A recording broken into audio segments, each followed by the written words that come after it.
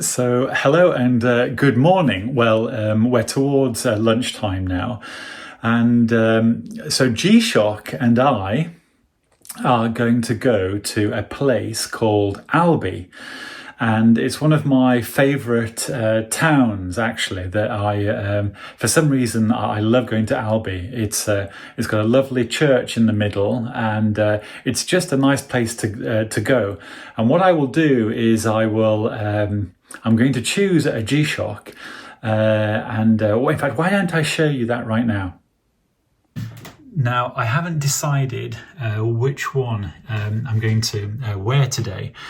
Now, the reason, actually, it's on camera, so the reason why the displays haven't come on is because they're in sleep mode. And for example, the black MRG here, that must have decided to wake up. Now, if I put this, there we go. So when the watch is subject to light or it moves, it comes out of its sleep function. And in fact, why don't I try that with the others? Now, I am very tempted to wear this Captain America today, and it needs to, there we go. And because they've been put away, and that's why they go into their power saving mode. In fact, let me try the Darth Vader here. That should, yeah, there we go. So you can see as I move them, they switch on. And let's just try the TFG. I don't know if it's the motion or it's the light, because I'm tilting it towards the window, but it is sort of cool. It's one of the things that I keep forgetting to mention. I really enjoy the power save feature, and when they go into the dark. Now, so I'm going to choose one of those in a moment, but one of the things I perhaps haven't shown you is that this is all new items that I got in anticipation of wear and tear on these things. So for example, my TFC, because I wear that, I actually got a brand new original bracelet and bezel, so that I could swap those out and make it brand new again. And I've done the same with the silver bracelet here. These are actually brand new. In fact, everything here is new from Casio, I think. Although there is one vendor that I do use, and I think he's called Watchway in London, and he's very good. So I've got the rubber straps here. I've got the Kolar rubber strap. It's because the gold colouring is identical to the gold tone on the TFG. I've got the black one and the silver one. Now the black one matches the Darth Vader, the B5000D and G.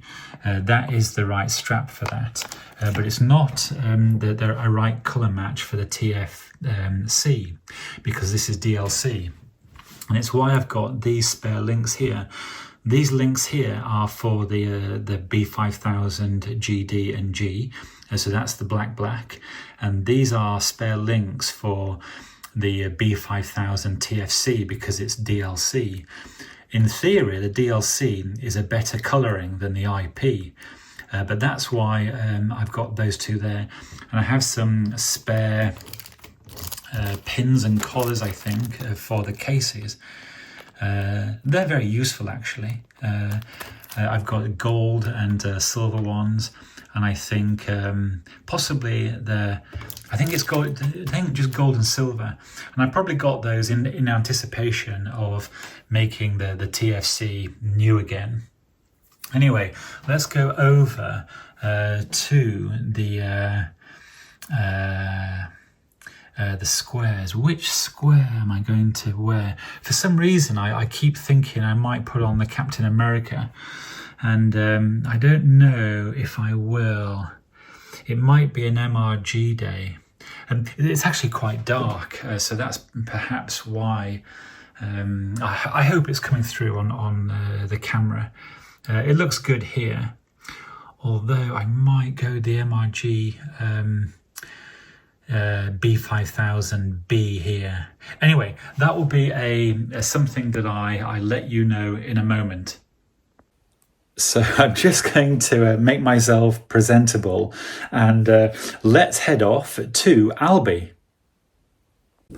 Okay, so I will show you the watch I chose in a moment, but first let's get my bum into this motor vehicle and let's get ourselves on the way to Albi. So as you can see, I'm all equipped here. I've got the mandatory coffee, and we are all set. So I was going to show you, I'm going to set off first. Hold on. Okay, so the marks out of 10, if you can guess which watch I put on from the ones I showed you. Okay, there you go. The silver MRG made the cut because I'm actually wearing grey, and my jeans are grey. I'm all grey today, so the silver MRG seemed to go rather well with the attire, and so we are on the way to Albi, and because I want to show you this fabulous town in the south of France, just north of Toulouse. It's a really lovely place. It's one of those places that you could go to for a holiday because it's that beautiful, really. It has a lovely French feeling. It's not like Paris at all, because we are in the south of France. It's very different to Paris. If you've ever been to Paris and you've met French people, Parisians, people around here, they don't seem like that, and it's I quite like that sort of thing. I love culture, different cultures, people from all over the place. I really like differences.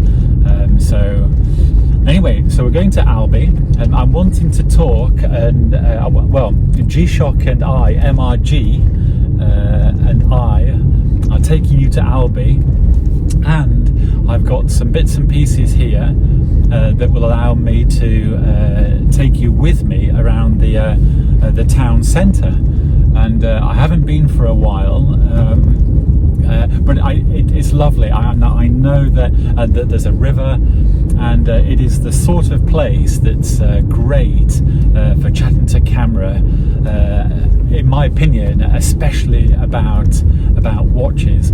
So I'm just going to negotiate the road here, and I shall be back in a moment. So apologies for the arm there. It's right in my camera view. I may try something else, but anyway, you should be able to see what it's like around here. It's lovely. All the roads are empty. It's very agricultural where we are, and you will notice vineyards both sides. It's really super, and I do apologise. I can see that my thing is in the way, but why don't I hold on? I can do this. There you go. So you can see the vines either side. It's isn't it lovely? When you I've been driving on normal roads, urban roads, city roads for a while, and then you come across typical country roads, because the roads in Yorkshire and England, and the south of England actually, not London of course, but in the rural parts of England, they are like this. In fact, this does remind me very much of some roads in Yorkshire, and also the Lake District, and also Scotland. In fact, this sort of thing, this sort of general view and roads and vegetation, it's very similar to being in Scotland, I would say. Obviously, the buildings, the architecture is slightly different. It's very French, I would say. Well, very Mediterranean, because if you are in Spain or Italy, yeah, you're going to notice some similarities. It's there is a similar look and feel to it, because of course in the summer this place gets very warm. There's a lot of lovely weather here. It does get very hot. It's much cooler now because we are in winter, but summer, this is holiday heaven, really, is how I would call it. Look at that there. It looks so delightful, doesn't it? It looks lovely. Anyway, I'm going to concentrate on driving a little more, and well, I'm not that far from Albi, but what I do want to show you is what the road looks like as we go into Albi, because it's very, very nice. I thought I'd show you a little more of the roads along here.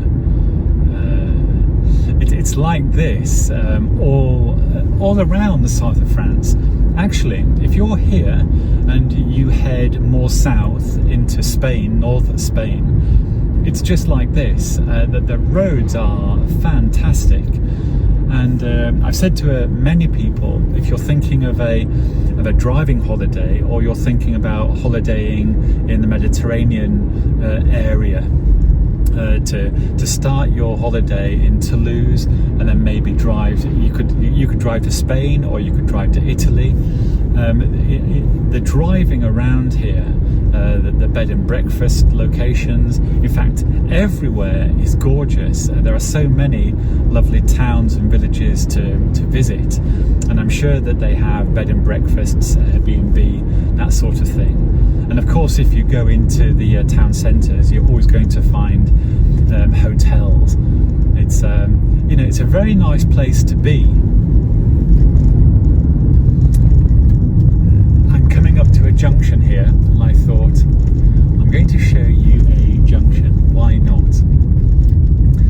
And look at that. I can go right here, or I can go straight on. But I shall go straight on. But there we go. Isn't it delightful? Compare this to a busy town road, or a city road, or a motorway. It's a real difference.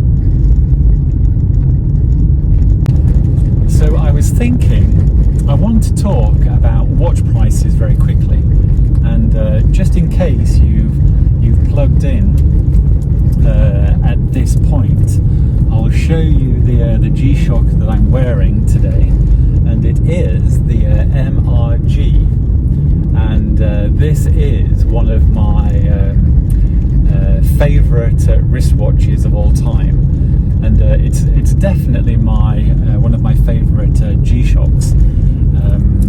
It's one of those, and I said that I'm wearing it because I'm a fashion victim, and I'm wearing grey. And I've just noticed something. I've actually got a grey Bodum, very fancy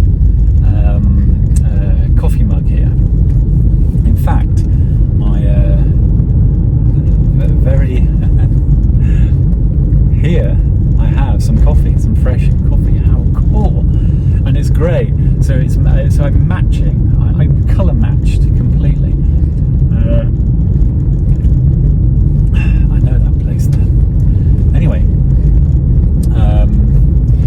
watch prices. Now, for some reason, G-Shock gets. I was about to say G-Shock gets a pass, but it doesn't really, because I was just thinking of some MRG pieces that seem to be going up and up, and one of the latest MRG pieces that's made, that represents G-Shock's highest level of manufacturing, build and tolerances and materials. But it's the MRG-B5000 range, and they've they've just released a new one, and I'm sure that was at £6,700. So that means that we're at least €7,000 and $7,500. I'm pretty sure. And so that's that's high-end Swiss brand money. That's really expensive stuff. But the watch, if you look at it subjectively, I think it's easy to see that there is a lot of quality there. You are buying something that is highly over-engineered. The materials are utterly fabulous. The build construction materials is utterly at the very top. The only real issue, I suppose, that a watch fan or enthusiast is going to come to is that inside these MRGs is basically a quartz movement or an electronic movement with a rechargeable battery.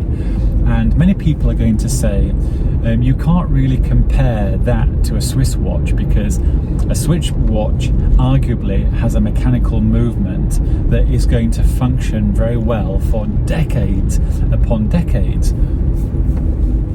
And there's a little creature in the road there. And so having a watch like this that has a quartz movement, some people are going to very quickly say, hold on, even though that's a high quality piece of electronic engineering inside it, the rechargeable battery is really a consumable. It will perish, and the electronics will perish over time. Now, as I understand, MRG, when they're making the modules for the MRG pieces, they actually use a higher grade of conductor. That they use gold. Apparently all the conduction material is made out of gold. Obviously it's a chemical, industrially created gold for circuits, but apparently there are items on the circuit. The circuit's made of items that are even made to a higher standard than normal G-Shock, so I understand. But then you could say, but what about the LCD display? What about other components inside the watch? Because they are perishable, and that is correct. What I'm also told is that Casio have thought about this, and they have a view that they can supply spare parts for a minimum of 3 decades, so that's 30 years. So if they are providing those spare parts for 30 years, it potentially means that those parts are still going to be good after another decade, 40 years, and perhaps 50 years. But then I think, hold on, but aren't they still refurbishing the watch that was released in 1983, the original Square? And I'm pretty sure that if they're doing that, it means that they are still making components that are the replacement parts for that watch, and that watch is 40 years old. So I suppose actually this is something that perhaps maybe someone can leave a comment down below and confirm that. But what Casio's policy is on servicing, refurbishing old Casio watches, in particular the full metal range, for example, the higher end range, and the MRG range, because I'm sure they have a policy on how long they expect an MRG watch, an electronic quartz-based watch. I'm sure that they've got a policy on how long those watches can be refurbished by Casio. So I suppose that will be very interesting. Anyway, to link back, to weave back to watch prices, I was looking at some watch prices of Rolex, Jaeger, JJ LeCoultre, Jaeger LeCoultre. Do you know, now I'm trying to think, JJ LeCoultre, I'm trying to think which is the correct pronunciation, and the people that are really going to know are Jaeger LeCoultre. Now, I've called them Jaeger LeCoultre for a while, and but I'm sure I heard an employee of JJ LeCoultre speak recently, and they said JJ LeCoultre, so perhaps that's the correct pronunciation. Anyway, let me take some. I've got a bit of a sore throat. Watch prices. So we are at the end of 2024, and I've seen Rolex prices really come down. I was looking at one watch, and I forget the reference now, but in 2022 it was around $30,000. This was a one of the popular Steel Sports Rolex watches. I'm not even going to attempt at its reference number, but it was the Submariner type, and it peaked at $30,000. And today, that same watch has been is on the grey market at $19,000. So that means it has fallen approximately 30%. So these are the published figures. So I imagine that there would be a little bit of discount on that. So if the watch is on the grey market 19,000, I'm pretty sure that will be going for about 18,000. I'm sure that a grey market vendor would let that go for 18,000. Now, if that grey market vendor purchased that watch for somewhere in the early 20s, that I imagine it might have done, especially if it was purchased 6 months ago, or if they bought it a year ago, they will have bought it for the late 20s. It means that when they sell that watch, they're underwater on it anyway. And still, this watch is between 60% above retail price anyway. So we are talking about grey market prices for Rolex. And I suppose Patek is in this sphere as well. And I won't claim the other watches right now, other than there are other prestigious watch brands that on the grey market they did achieve over retail price, but now they have come down to retail and below retail. But on the grey market, the popular pieces that we all know that were well over retail, they all, to me, seem to have fallen quite dramatically. 30% tells me that that is a bubble bursting quite badly, and that 30% drop still being above retail tells me that we still have a problem, and perhaps the market still has a further correction to go. Now, I have to caveat this because I see things from a business point of view. I see things from a cost base, manufacturing, marketing view that tends to be, because of my work experience, that tends to be a little bit on the pessimistic side, because if you are in a consulting capacity, it's better to be very conservative rather than optimistic, especially if you're talking to manufacturers, because you're really wanting to get your information crisp and as realistic as possible.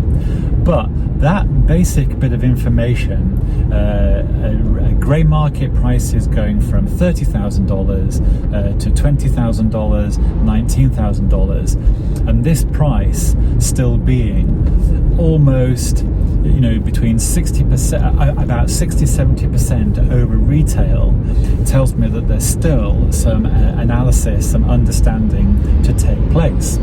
Now, if I for a moment just put on my own point of view, my own view on this stuff,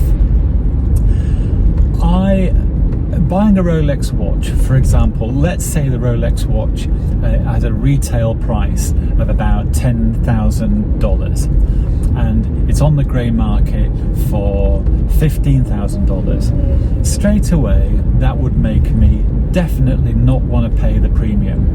I would definitely, if I really wanted the watch, I would only want it at the retail value at the very most, so that's $10,000. Then someone like me would go to an authorized dealer, would say to them, look, I really want to buy the watch at retail, is that possible? And if they said yes, that is possible, it would then trigger me to say, could I have a little bit of discount? Could I have 10%? If you give me 10%, I shall buy it right now.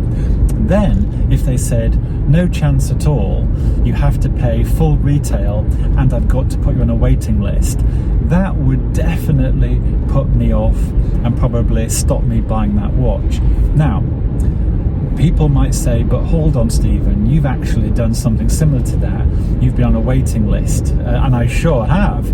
I've been on a waiting list for a Helm Kuraburi, and that is about a $350 watch, $350. And but the thing is, because it's a much more affordable watch, it's a cheaper watch, it sort of conjures up a different mindset, really, because there's an awful lot, probably more quickly earned value in that watch because it's much cheaper. And when I joined the waiting list, I wasn't really bothered that I was going to have it or not.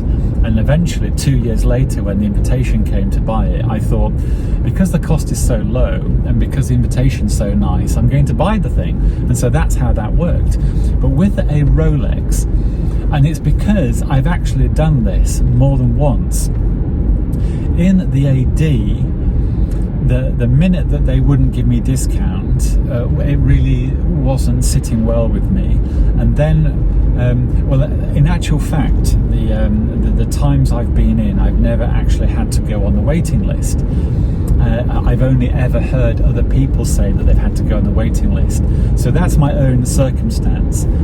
But I do know that if I did want to spend that amount of money, because $10,000 is an awful lot of money for a wristwatch, there has to be something really special about it that I really must have.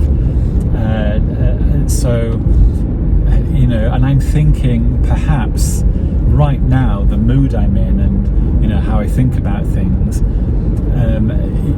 it probably won't be a Rolex. I don't know why, but for some reason I just do not want to pay. I mean, I'm not going to say that I wouldn't pay retail, but I'm definitely not going to be spoken to by an AD telling me that I have to go on a waiting list, because it just makes me cringe a little bit.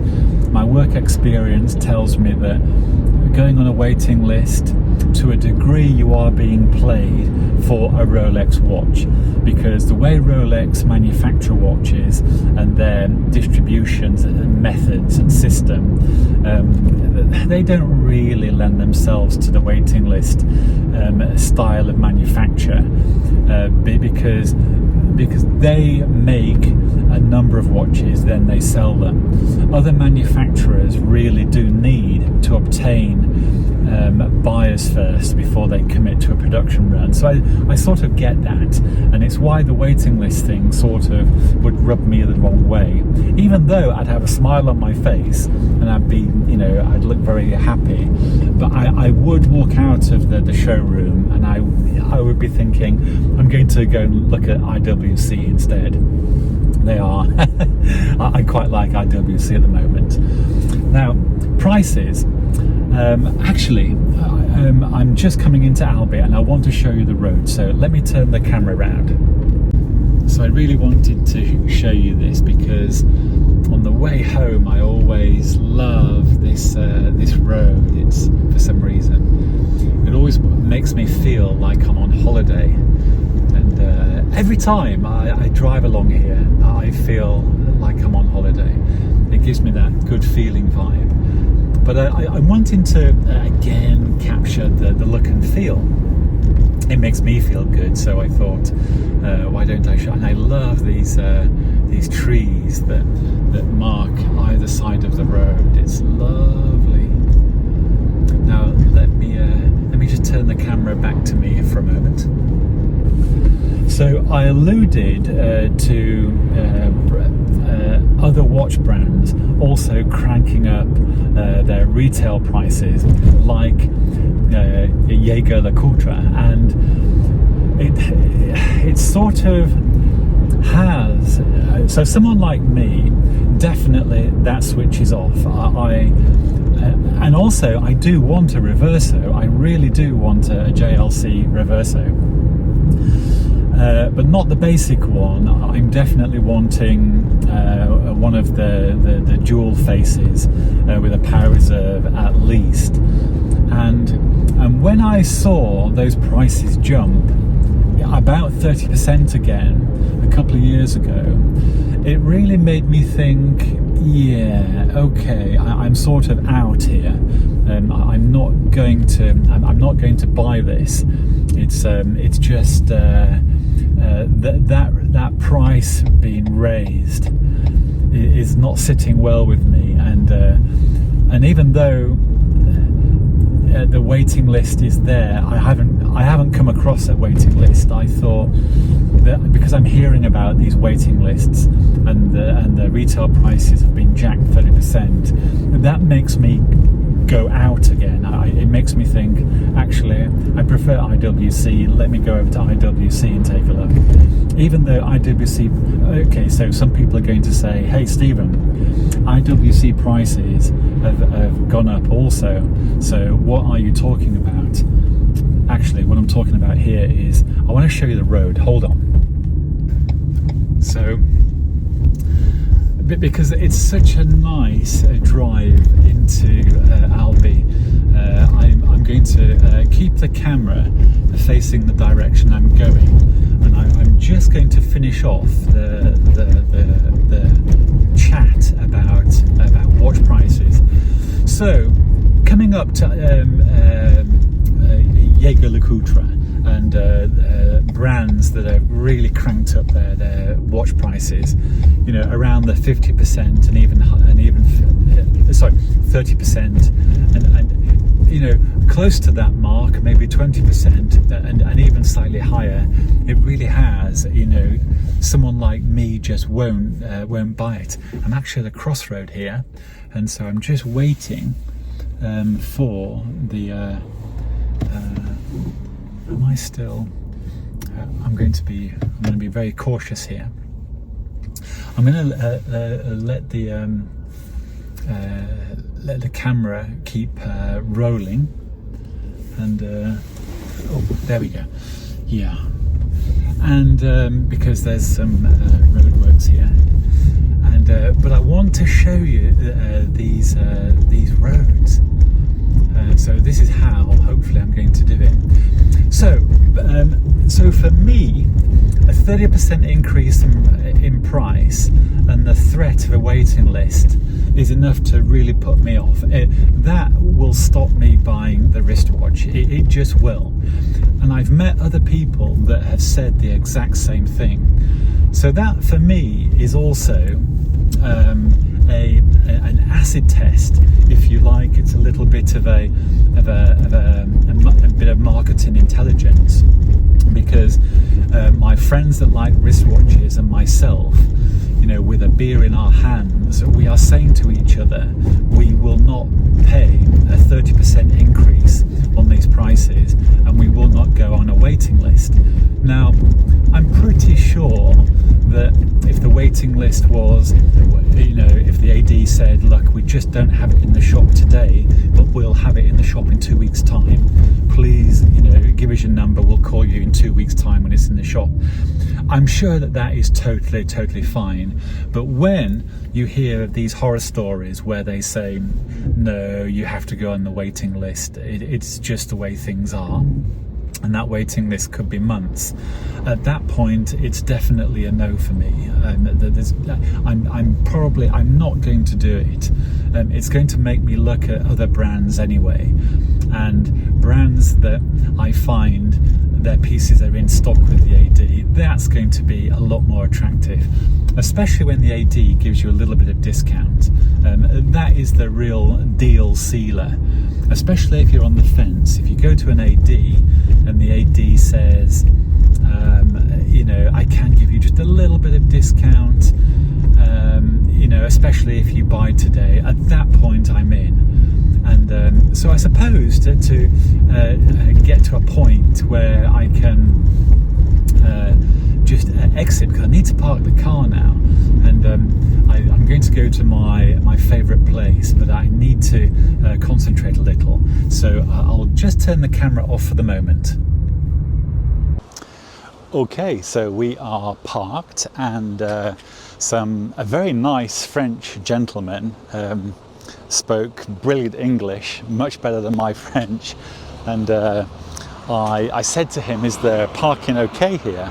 And he said, yes, it is okay, it is free all day. So I was and we are right in the centre of Albi, really, and so let me spin around and show you. Some people might think, hold on Stephen, you are just in a place like any town, but wait for a moment, because where we are going is fantastic. And but before we get there, let's go back to, so today I've got on the MRG-B5000D, and because I'm wearing a grey t-shirt, and let's see if I can show you my outfit, because I'm a bit of a fashion victim, as you know, and I really do like to be wearing the best possible clothing and colourways you can imagine, and also I like to be wearing the best wristwatches that money can buy, and so hence here I am. But I'm very close to the river, and I will show you that in a moment. But the river actually is just here. But I'm going to walk down this road. So let me turn the camera around. Actually, let me show you the. Apparently, those trainers are collectible and all that sort of thing, and they are apparently worth a lot of cash. I don't know much about trainers. I've had them for a while, and but I like the way the blue matches the grey, and the grey MRG, and the grey t-shirt. There you go. And when I get to the end of this road, we turn left and we're heading towards the river. But let me get that. I do apologise, it's going to be upside down, but so hopefully you've got the vibe there, the grey, and hi, bonjour. You've got the vibe thing, because my blue top matches my the Nike Flick on my very expensive collectible trainers that I didn't even know, I wasn't aware of. Bonjour. The French are very nice, they really are. Okay, let me show you this. Now, hopefully you can see that they're weir. I love these little, what do you call it? These little, it's not adventure, intriguing routes. I don't know if I'm trying to I don't know if that's what I mean, but anyway, I'm on an intriguing little route towards a break in this architecture to show you this weir on the river. Now, look at that. Look at that. Now that's what you call a weir. Isn't it cool? It's actually making quite a bit of noise. I don't know if that's coming through. It might not be coming through the sound because I've got the microphone next to my mouth, so I'm not sure it will pick the noise, but that is a lovely watery waterfall noise. And that bridge, look at that. And you know, in the summer you can grab your coffee and sandwiches and you can go down there. And my favourite pizza place is just over there, and that's where we're going next actually. But look at this place here. It must be flats accommodation, and we can take this little path all the way down to the bottom, but I do want to head in that direction, so let me spin you back round. And I may have to go up these stairs, but I wonder if I can go this way. Yes, I'm pretty sure I can. There you go. So isn't it lovely? Isn't it very nice? And whilst I'm showing you this lovely place, I'm going back to wristwatches and watch prices, and I'm sure I concluded that I always look a mess. My hair's always a mess, and believe it or not, today I've had to make myself more presentable. And for me, the fact I put on an MRG and my fancy trainers is evidence that I'm making a huge effort, and people will know that if they see a G-Shock on my wrist and fancy trainers, they're going to know that that I've made effort. Hold on, let me show you this.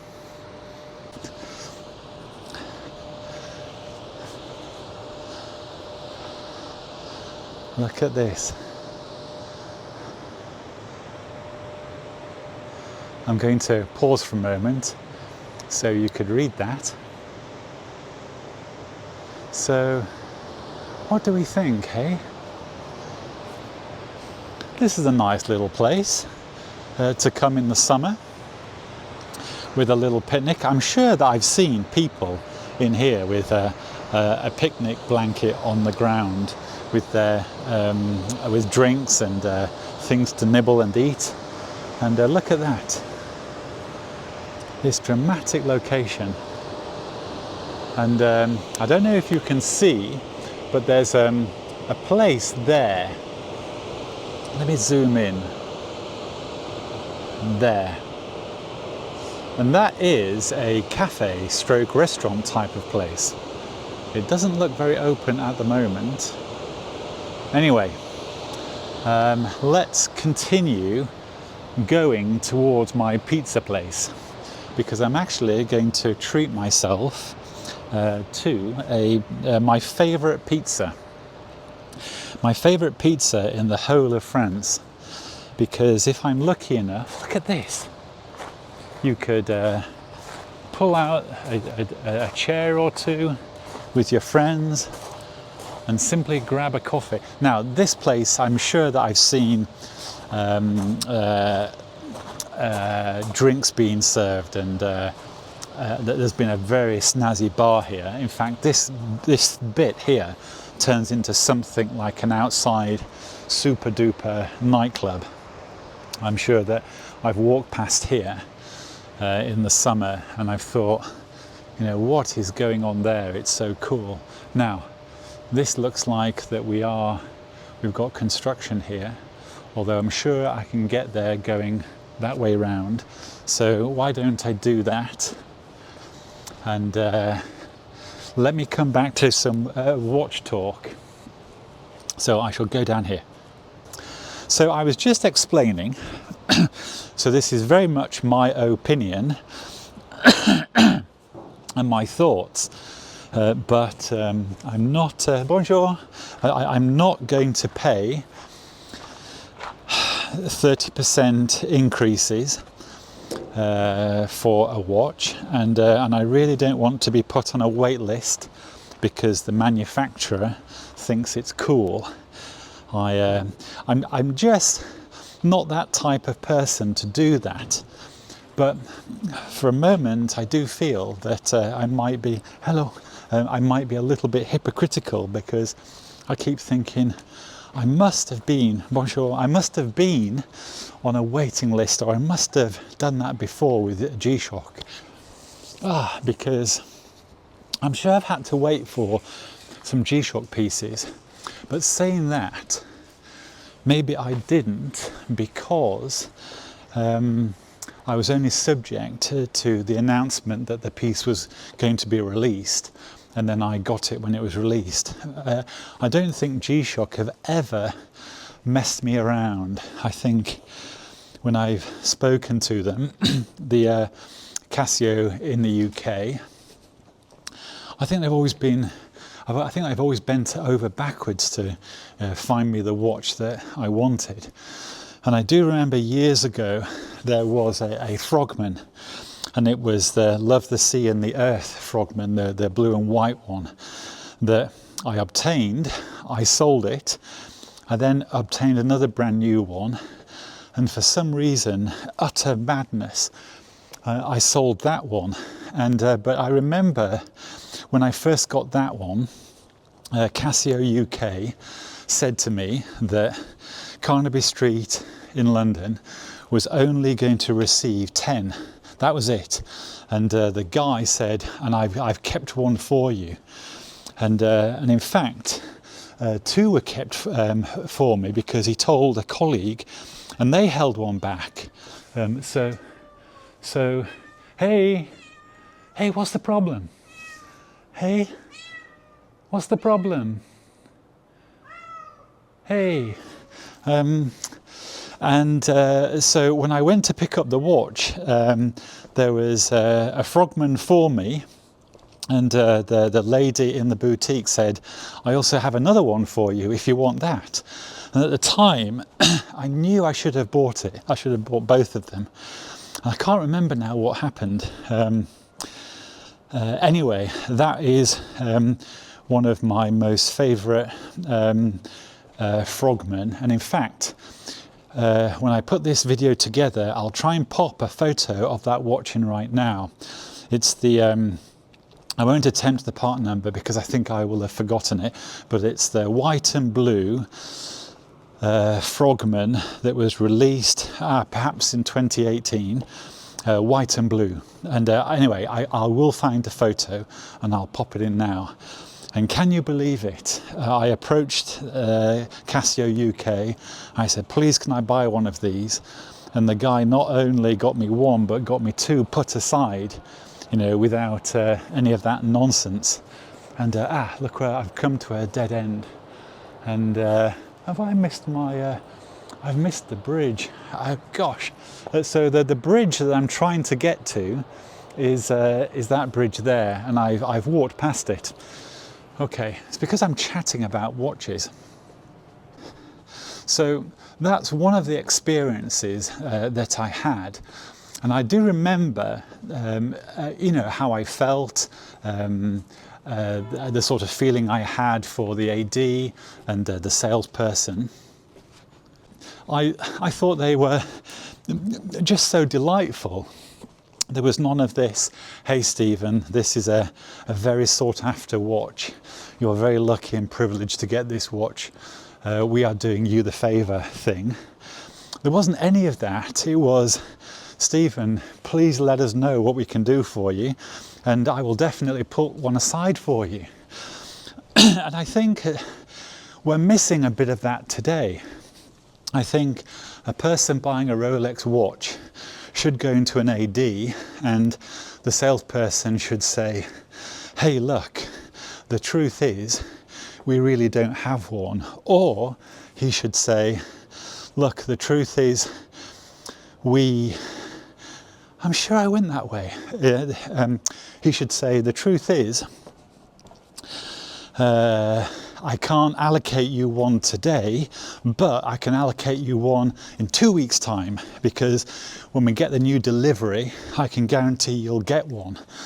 And then if Joe Bloggs calls in and says, hey, I really want this Submariner, I've saved up for it, please can you keep one for me? Then the AD says, of course sir, no problem. You will have to pay retail because we don't discount them, but you can definitely have one, and I will get one for you as soon as I can. I think we're missing a bit of that. I think customers of high-end watches are missing that. Experiencing the you are a lucky person, you're so lucky to be paying, over price for this watch, so the bridge, no wonder I didn't go over the bridge. Look, the bridge is going through renovation. Why didn't I see that? It's because I was chatting to the camera. In the summer they have festivals in the town. I haven't even got to the town yet. I am really going to run out of things to say. And look, the bridge is being renovated. Right, I'm going to have to. Okay, I'm going to have to walk around, and this is going to take some time. So let me put the camera down, and I'm going to have to I'm going to have to work out how I get over here. Okay. So I'm actually walking all the way around. There is a bonjour. There is a quicker route, but this is going to work out easier, and it's good exercise for me. So where was I? How ADs treat you. So yeah, if I'm speaking truthfully on camera like this, based on what I'm hearing and what I've slightly heard other people say, what I've heard other people say and my feeling about it is that ADs are the waiting list thing, the overprices on the grey market. We've got to a point where I think ADs are missing a trick, because the grey market definitely seems to be treating customers much better. Actually, I'm thinking about accounts from other people. All the experiences I've had with ADs have actually been very nice. The only one that has ever been contentious is really my fault, because they wouldn't give me any discount and I didn't want to buy it, and that was a Rolex. But I think that is a personal situation to me. Other people might share that feeling and opinion, I imagine, but apart from that, whenever I've spoken to an AD or interacted with an AD or bought from an AD, every single AD I've ever been to has been delightful. I mean, really good. There's a couple of ADs. There are 3 ADs that I chat to today, and they are wonderful. My goodness. And when I speak to them, when I call them, I hear them sigh. Oh, Stephen, it's you. Oh God, what do you want this time? And that's how they talk to me. One AD in particular, I mean, this AD, he insults me. And I think, hang on, I'm the customer here. What's going on? I call him and I'm getting abused. And I don't know how that works, but anyway, he's a great AD. There's another AD, and she's very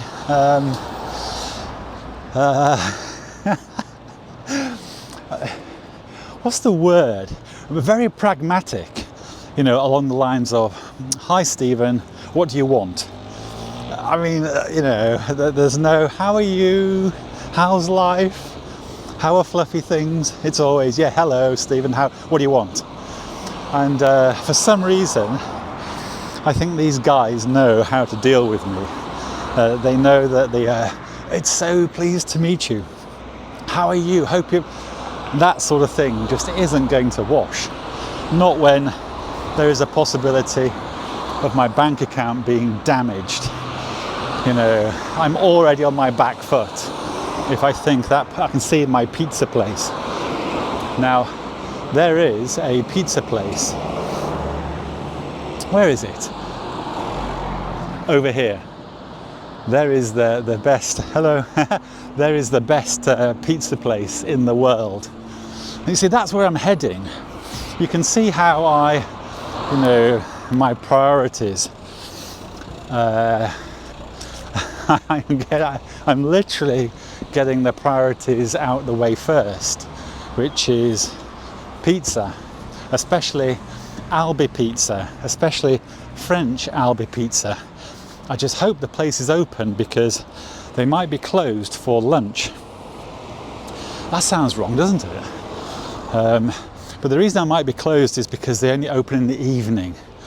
But I've got this horrible feeling that they might be closed, but I doubt it. I think because we are so used to, in England, for example, we're so used to, and because I live in London, so I've spent most of my time in London, we are so used to everywhere being open 24/7, everywhere, apart from nightclubs and bars. They seem to want to close at midnight for some reason because anyway, I suppose that's a different subject. But things like small supermarkets, petrol stations, fast food, you can always obtain it 24/7. It seems to be brilliant. Anyway, south of France, things are a little bit different. They are human beings, so they actually have lunch breaks, and they actually are not open 24/7 because they want to go to bed and sleep. So I sort of admire them for that. So I always have to remind myself that this place is not 24/7. It's not always open like it is in London. So we're back to watch prices and how ADs treat us.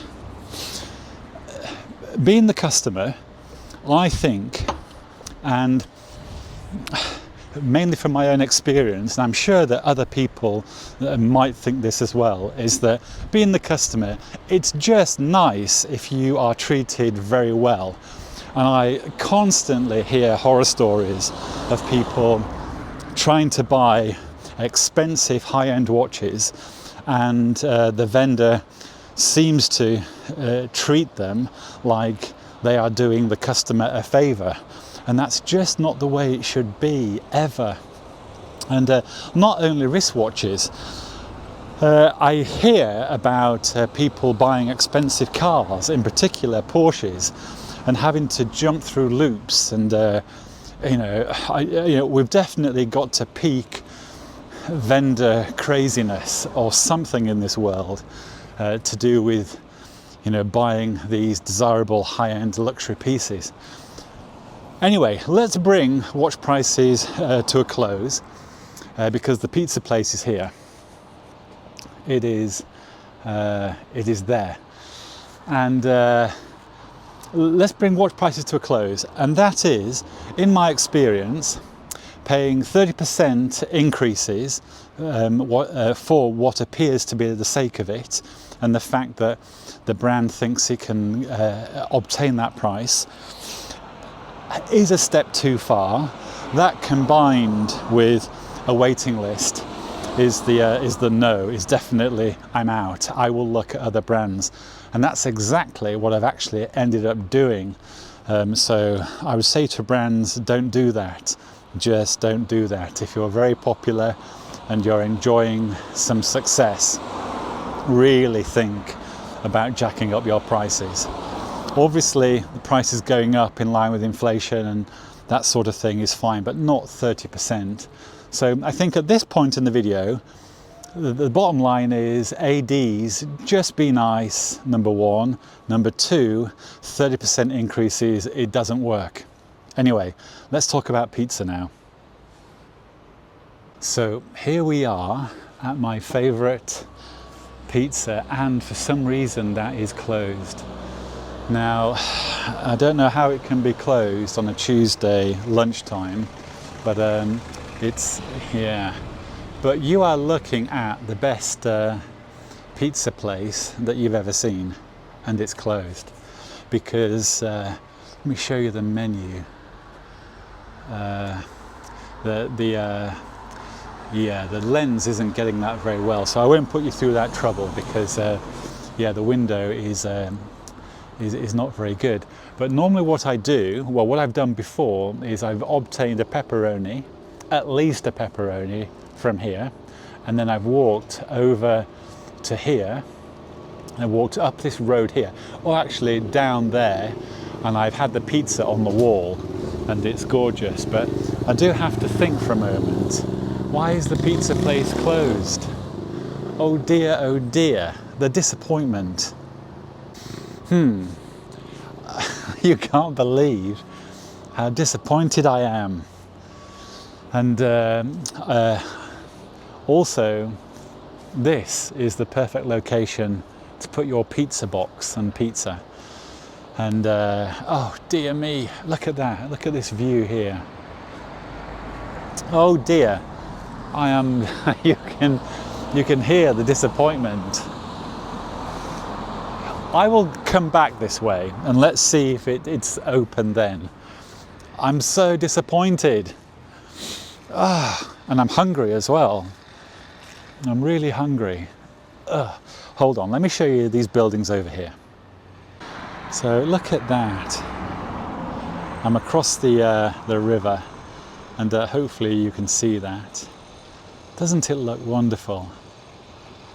And you don't ever want to learn that this is being renovated, or well, I suppose if it's renovated in the exact same style, you really don't mind. And because the bridge looks like, you know, it's just, you know, cleaning it and making it look nice. But look at that, isn't it lovely? Okay, so let me take you into Albi now, the more town shop areas, because it's very nice. But I must admit, my stomach is now rumbling because the pizza, the lack of pizza, that's a real stumbling block. Okay, what a disaster. It's Tuesday lunchtime, a weekday, and closed. I'm sure they've got some good reason for it, and I'm sure it's open later for tea. They must have worked out that, there we go, you can start to see. I'll keep the camera rolling just for a moment because all of a sudden you're walking along this architecture and then you see this, and you walk into Albi centre, and in the summer they have festivals in here. So when you come around this corner and you see this bit here, it's full of people and outdoor music systems and PA systems, and look at that lovely looking restaurant there, and this one here. Isn't that nice? That looks like it is open. So this restaurant does look open. I'm saying that, I can't see anyone, but okay. Oh, pizza. Let's see if I can find something similar. And I'm also dying for a burger. I haven't had a burger of any description for months, and I haven't had a McDonald's or a Burger King for months and months. I mean, a long time. Hold on. There I am talking, you know, talking to the camera, and look at that. Let's see if I can widen the camera. That is what you call the church. That's what a church looks like. It's so big that my normal 24mm lens is, you know, and I'm stood 30-40 meters away, and it fills up the lens. Look at that. And there's some people there to give you some scale. Look how big that is. Isn't it cool? Look at this. And so this in the summer is packed with people and festivals. It's absolutely delightful. It's really nice. Look at that. Actually, in the summer, the people would probably be something that I would be complaining about. So I shouldn't really complain about it being empty, because like this, you can still see people, but you can see the architecture as well. And it's so nice. Look at that. Look at that building. It is huge. That's one heck of a building. Okay, so let's walk down here and see how we get on. So look, I mean, there's obviously a boulangerie type place there, and oh, there's a creperie here. Look at that. I don't want to shove my camera in anyone's face uninvited. Let me turn the camera around again. So here you can see the winter fashion in the window. Isn't it nice? Now, okay, let me take you in here, because it's so nice. And this is simply there on the side of the street. But because this place is so lovely, I think it's worth me just taking you in like this. So 1, 2, 3, voila, look at that. Isn't that nice? So you can come here with your sandwiches or your coffee and have a lunch break here. Isn't this lovely? Isn't this lovely? So I've been in here before with lunch and something to drink, and look at that. It's just here for anyone to drop in and take a look. I think things like this, being able to be here, is an aspect of quality of life. To be able to, you know, in particular, I mean, look, it's ideal to have your picnic and drink your drink or coffee or something. Isn't it lovely? And then you're simply back out onto the equivalent of the high street and continue your shopping, that sort of thing. Isn't it lovely?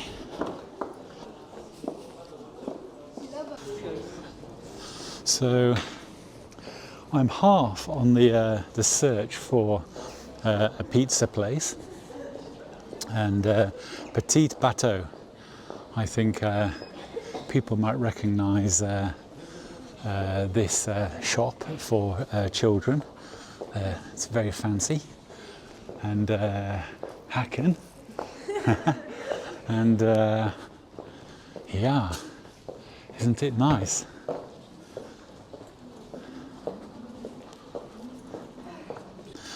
So the next thing I'm going to talk about whilst I'm walking along here is watch collecting. And I've touched on this subject a few times before, and perhaps it's a little boring. Maybe people don't think that, but it's because on the face of it, you might think to yourself, you know, watch collecting is really, you just see a watch, you like the look of it, and you buy it.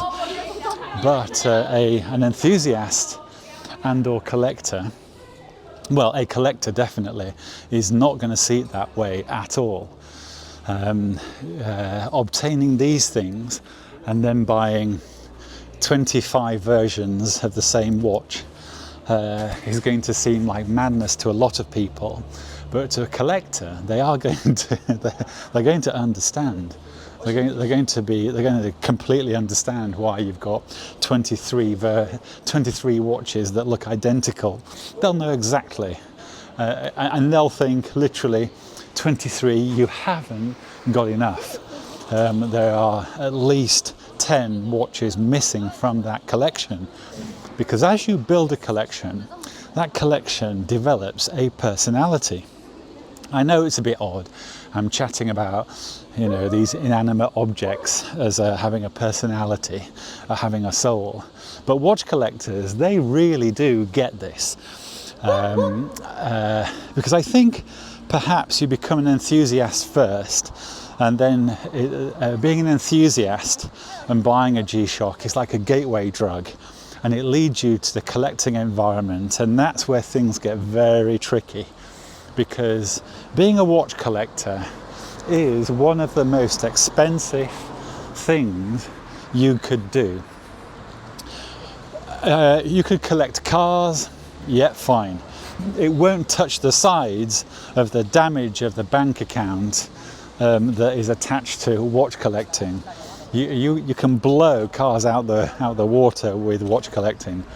Watches are expensive. So I suppose watch collecting is heavily linked to a person's disposable income, because of course, if you don't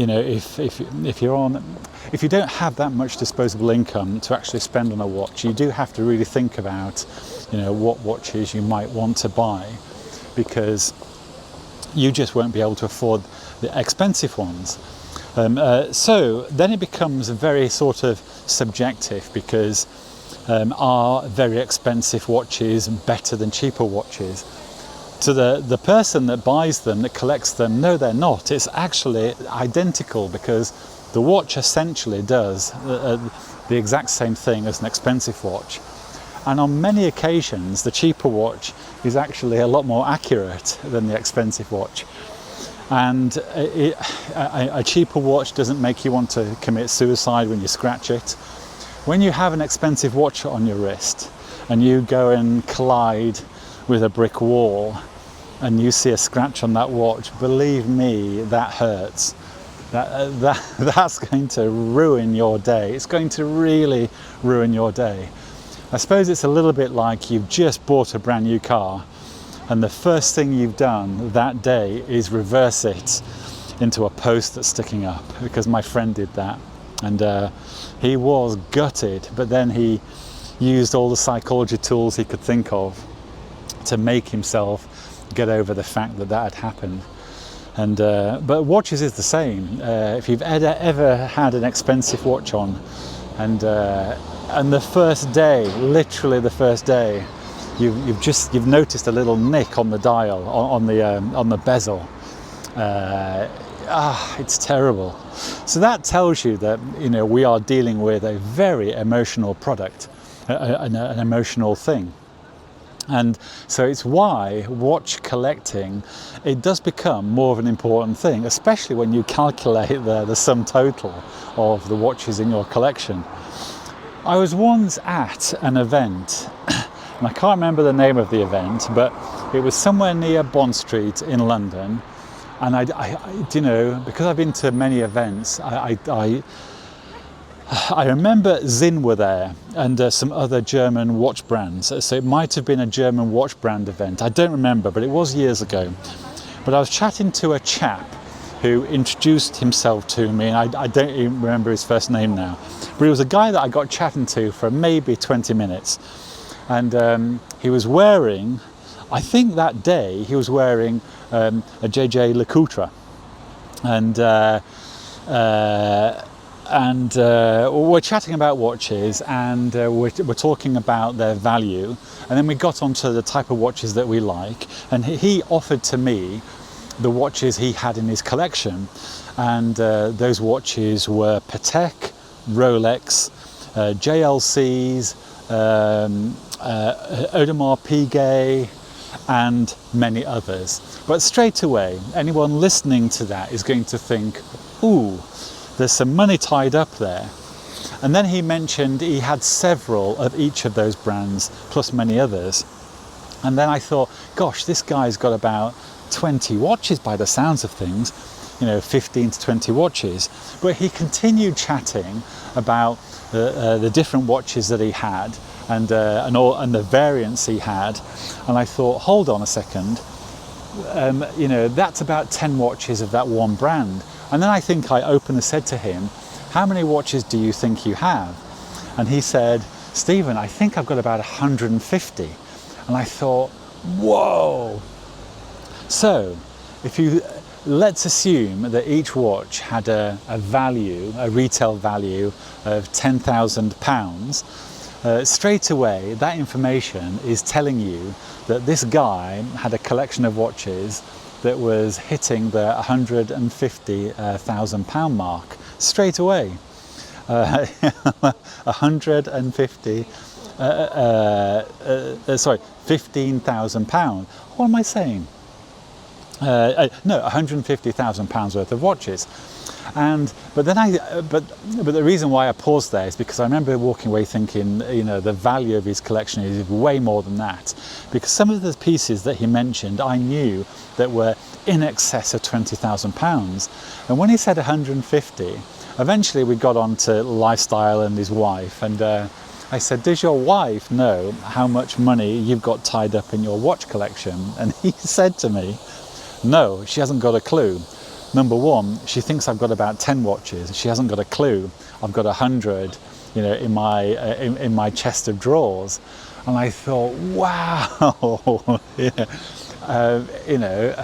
I thought, gosh, maybe, this guy, was very wealthy, and having so much, money in watches might not have been a problem, because you could take the view that it's really just cash sat there, probably increasing its value every year, in relation to the market and that type of thing. And he had indicated that he bought them all at retail. And so imagine his relationship with his AD or ADs, that, that is your customer, someone that has the firepower to have 150 JLCs, Rolex, Audemars Piguet, Patek. He had 150 of watches like that. And so anyway, he was a very nice, humble sort of a chap. And he said he was just an accountant, but I think he must have been a very good accountant, or maybe the CEO of an accountancy firm or something. Actually, he could have been the CEO of an accountancy firm, because he didn't seem like the guy, in the office every day. He didn't seem that way. Anyway, but it was a really nice conversation, and I said to him, well, perhaps you should, tell your wife, just so that she knows. And he said, look, I'm too far gone now. I'm too far down this road.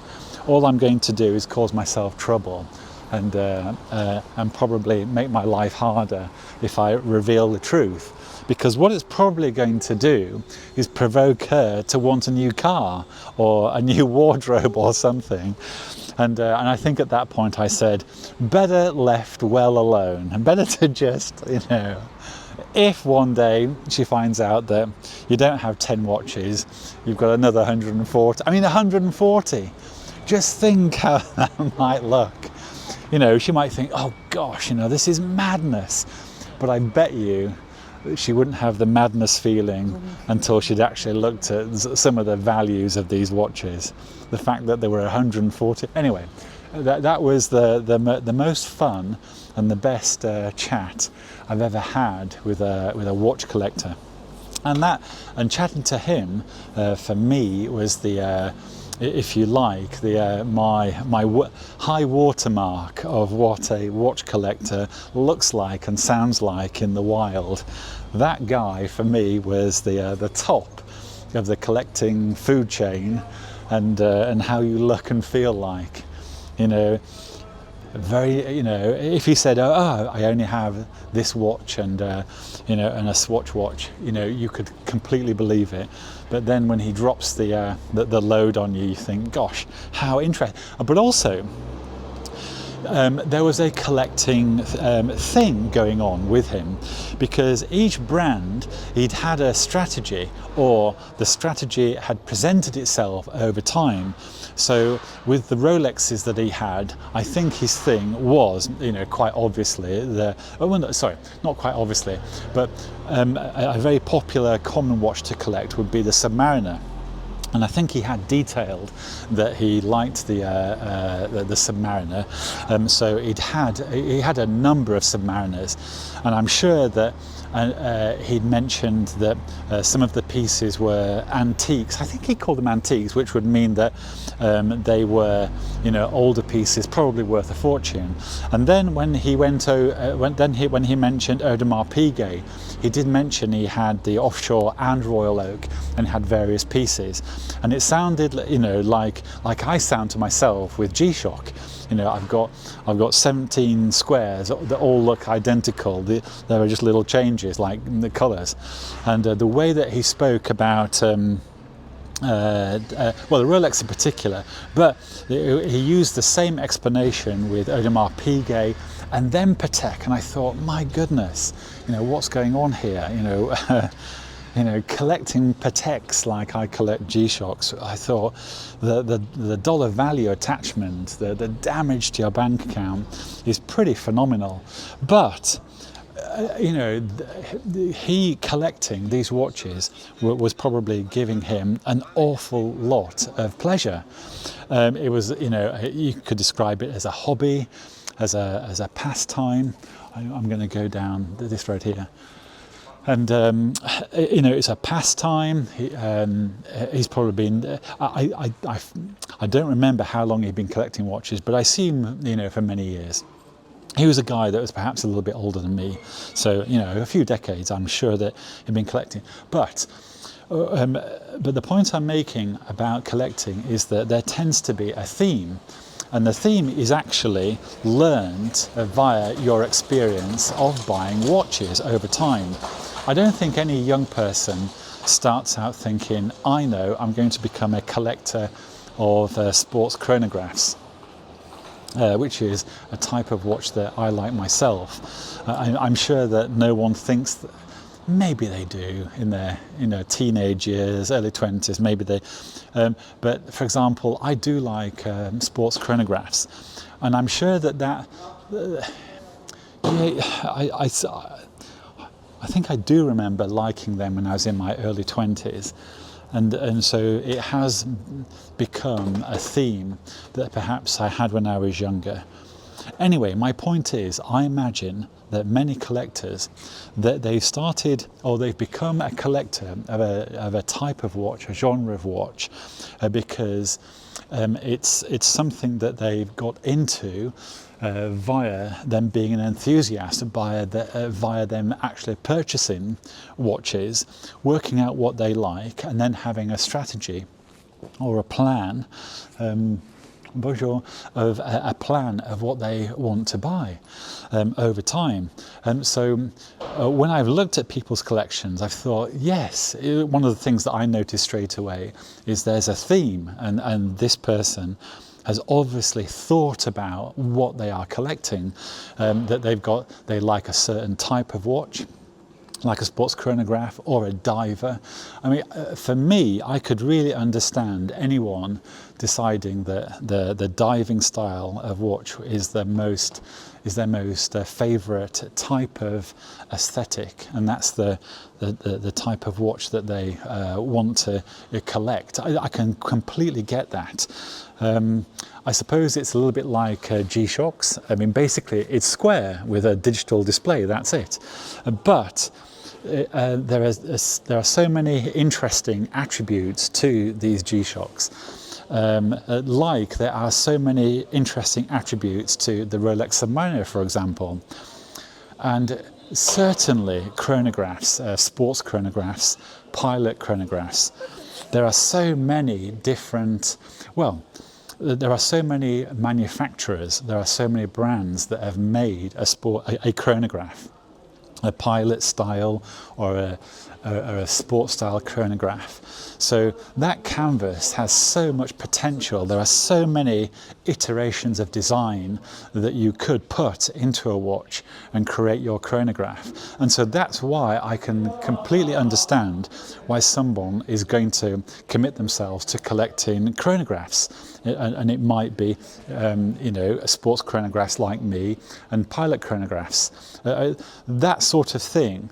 In the past, I've owned a few IWC watches, and I really regret letting those go. But there is a story there, and perhaps one day I'll talk about that. But I got into IWC when I was much younger, actually.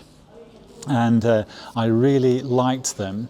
And the crazy thing is, I had the Pilot 3706, and then in the early 2000s, the watch started to get a little bigger.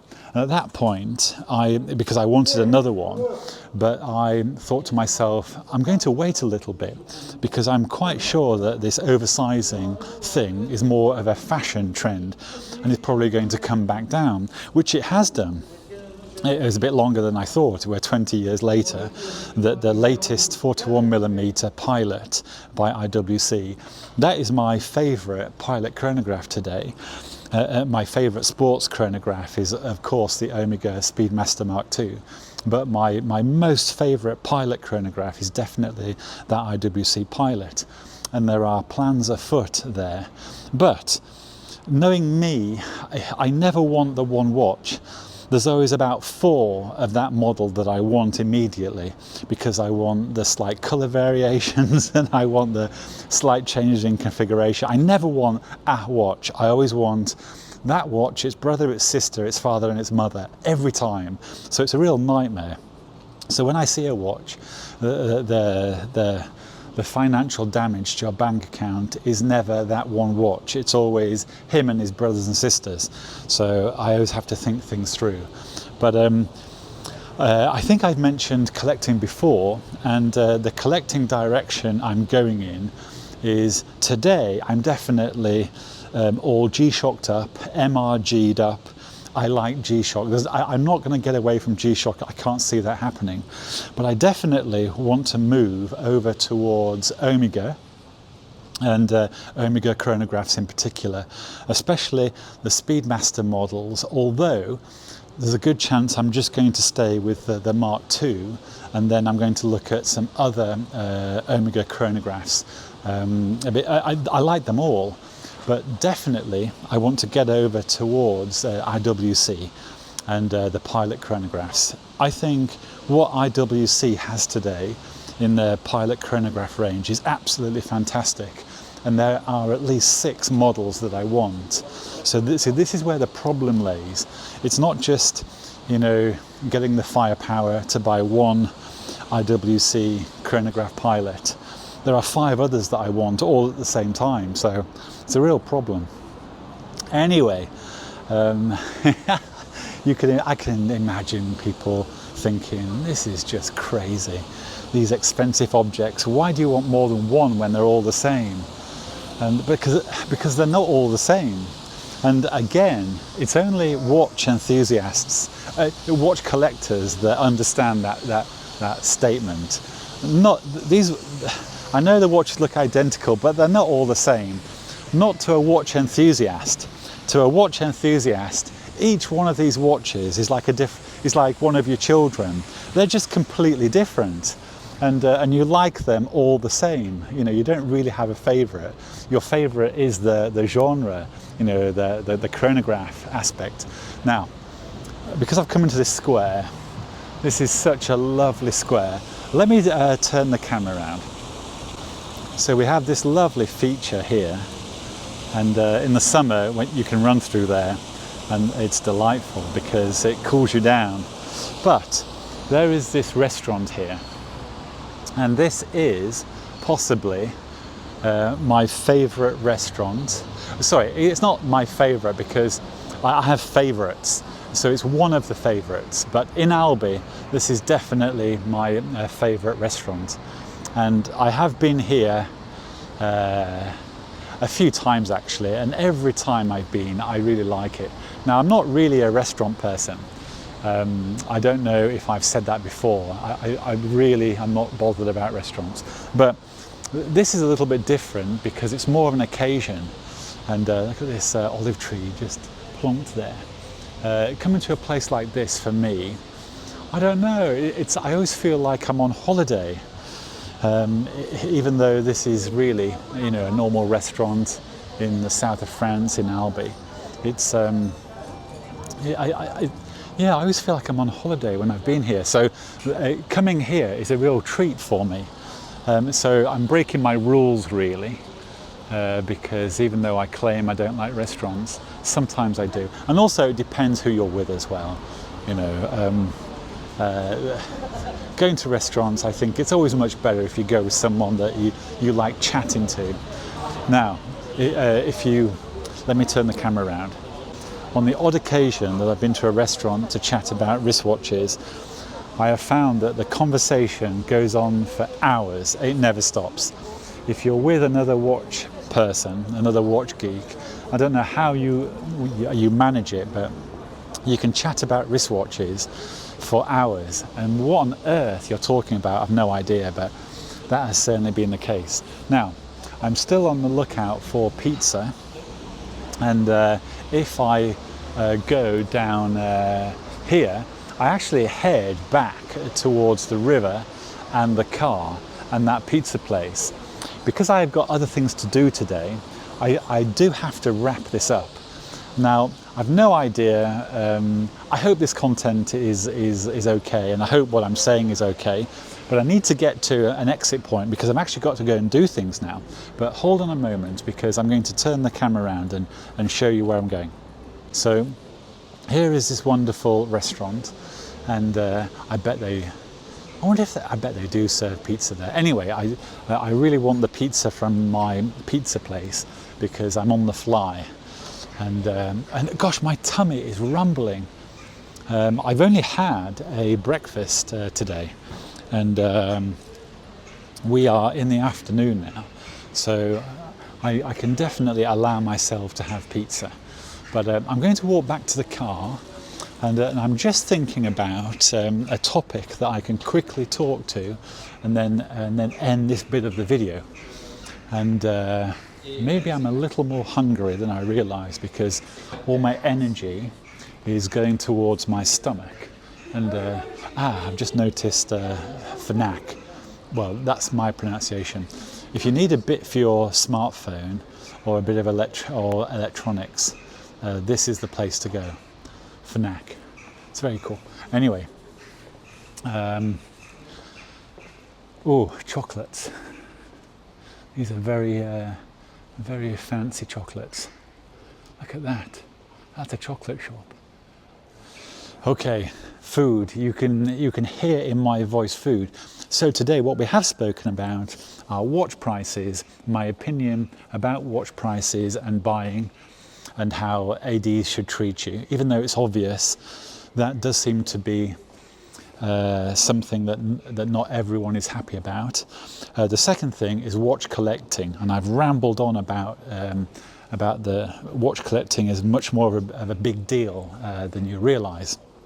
Anyway, I do have to get back, so let me walk towards that pizza place in case it's open, and then I'll close the video at that point. Actually, as I'm walking to that pizza place, look at this restaurant here. It looks, I would say that is open.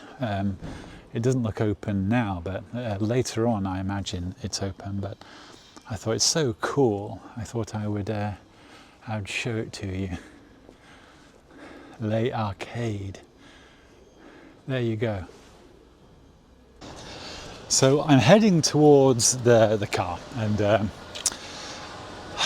there is the pizza place. Now, unfortunately, I think it's still not open, so I'm going to miss my pizza today.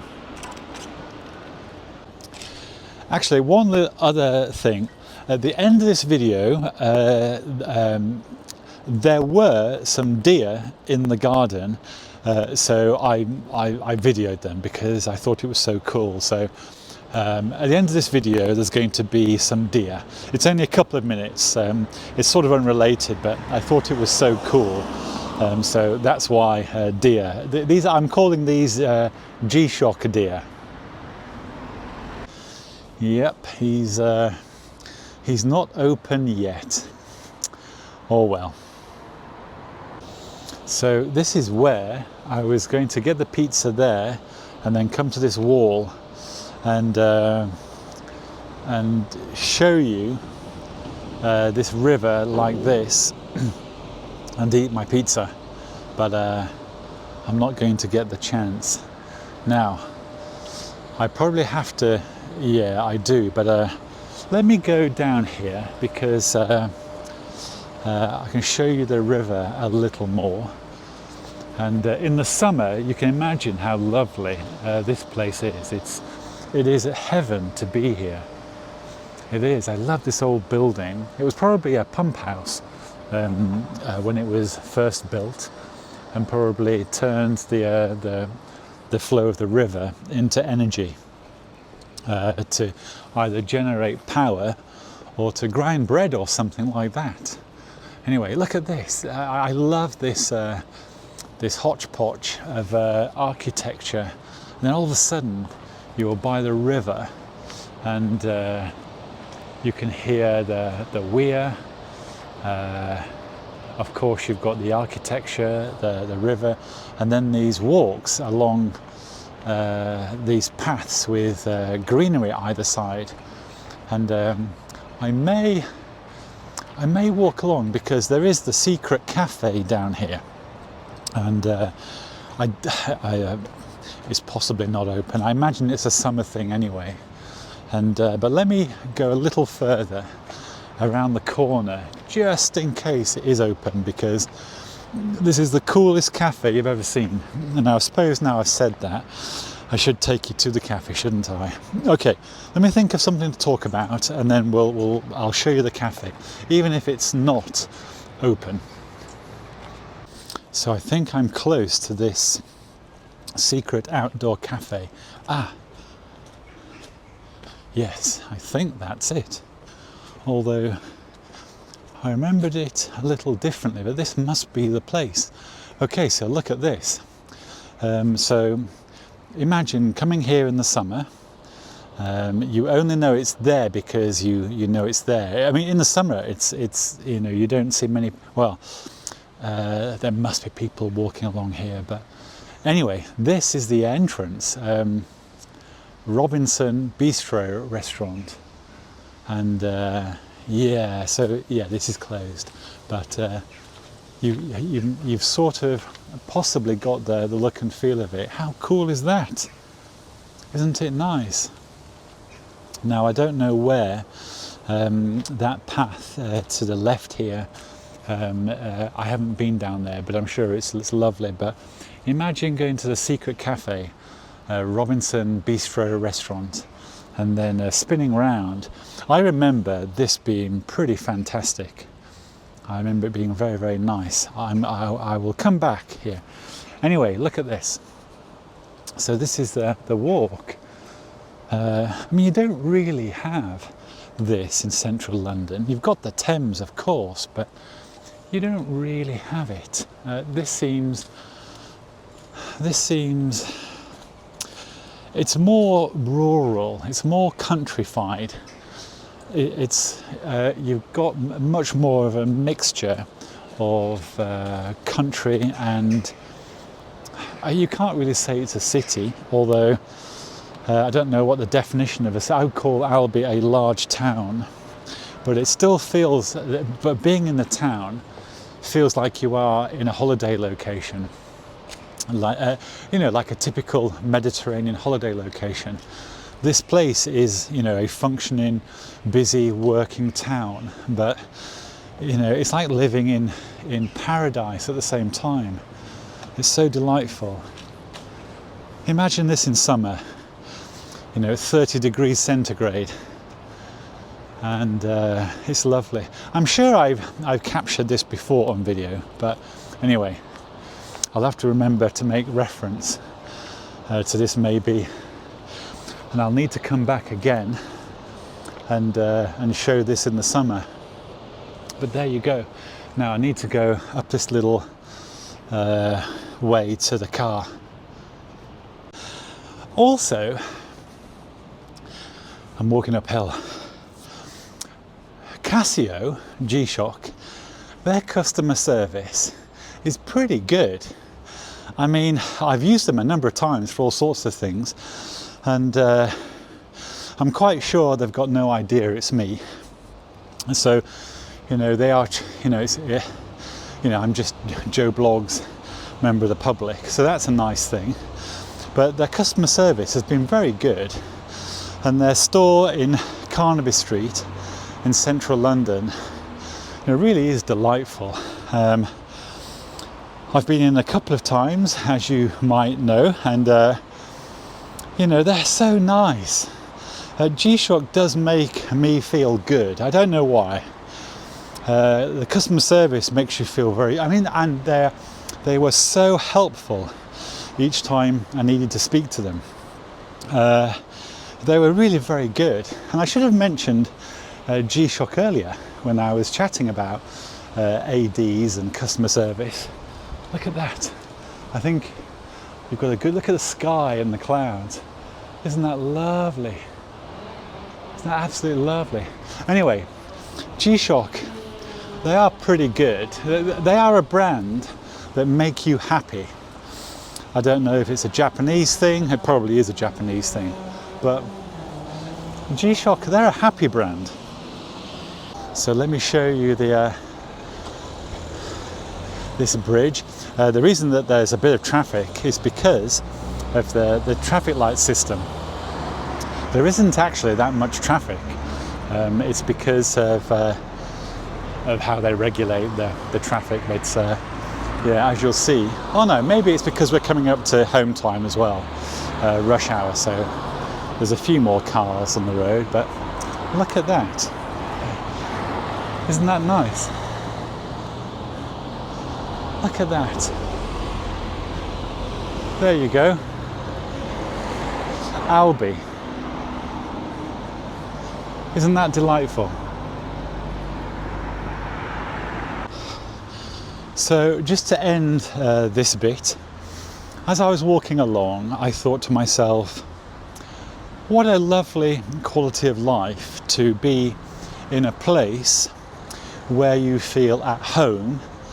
You like the people, you like the local community, you like the coffee shops, you like the traffic, you like the roads, you like the scenery, you like the architecture.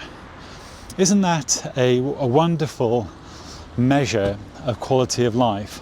Now, it probably won't come as a surprise to you. I'm not really a city person. I spent many years in cities, and not all the time. I've spent a bit of time in the country as well, and I definitely prefer the country. Now, many people might say, well, the reason for that is because of your age, but that actually isn't the case, because when I was even a late teenager and in my early 20s, I was always craving to go back to the Lake District, where I was born, actually, in the middle of nowhere in the country. And so for me, as I grew up being in built-up places, I always felt I was compromised. I mean, I know that's a horrible thing to say, maybe. Of course, I understood that being with lots of people and being in a city was a good thing, because it enabled you to work, do a job, and meet friends and colleagues and do work. But I never really thought to myself, oh, I'm in a city, I love it. I never once thought that.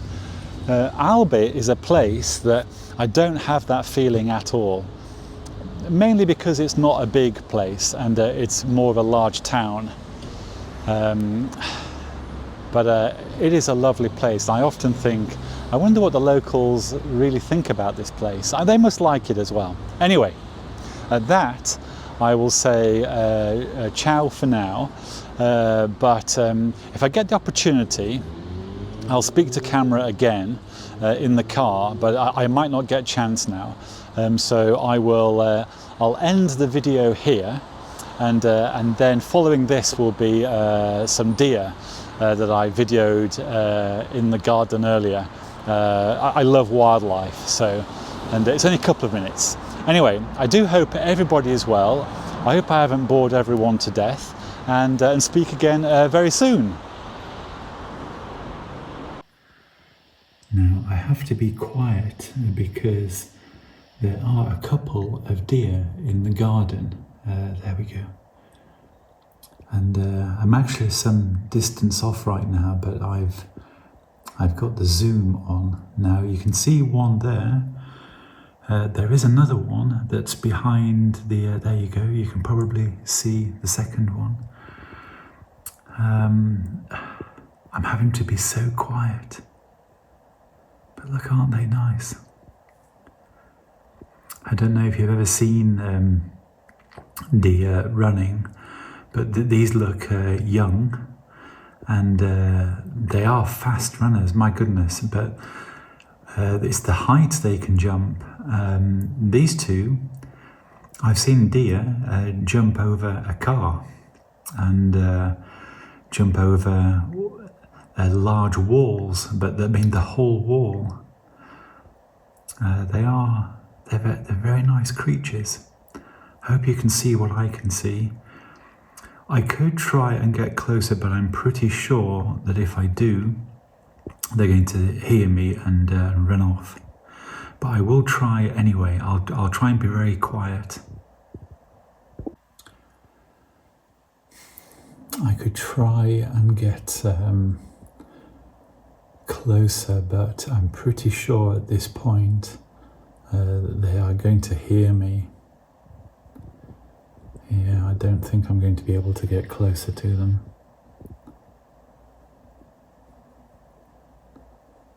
I could wait a little longer and see if they run off. I know that the other one has gone below the ridge line, so you can only barely see one right now.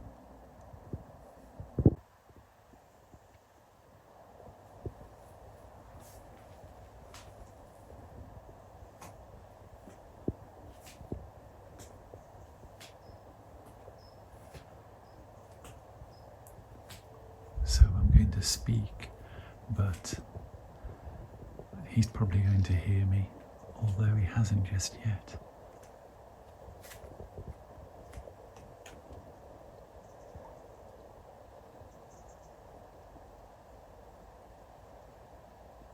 He's actually walking towards. He's actually walking towards me. I'm going to stay very still. Why not?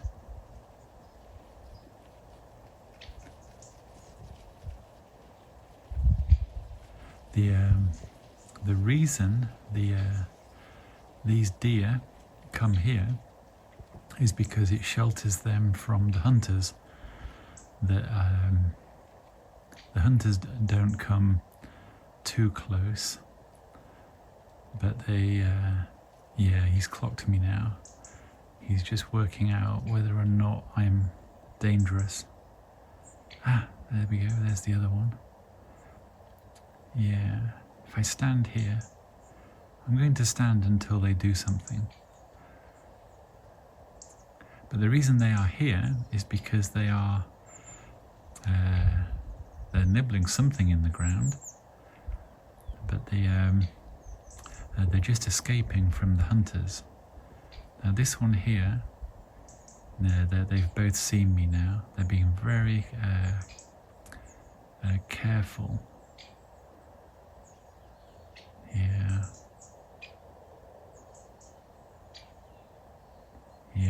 watching me very carefully.